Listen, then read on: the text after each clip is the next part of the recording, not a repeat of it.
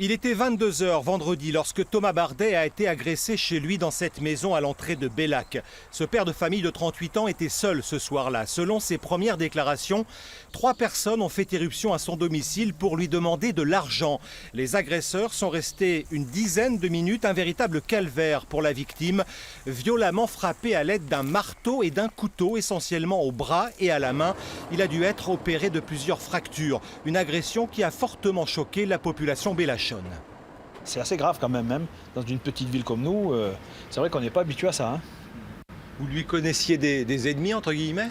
Non, pas spécialement, c'était quelqu'un que tout le monde connaissait, c'est une vieille famille qui date depuis les parents, les grands-parents et puis des générations lointaines. On n'a jamais, de Boucher, oui, de Maquillon, on n'a jamais entendu parler de mal sur la famille Bardet. C'était une institution à Bellac. Étrange. Surtout une agression pour l'extorquer de l'argent, là où il vient de déposer le bilan sur son entreprise, on ne voit pas où aller chercher de l'argent.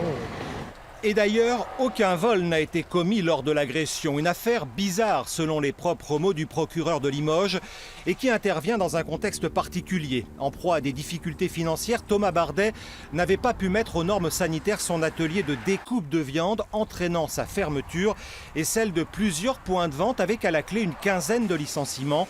Les premières informations données par la victime n'auraient pas permis pour l'instant d'identifier les agresseurs.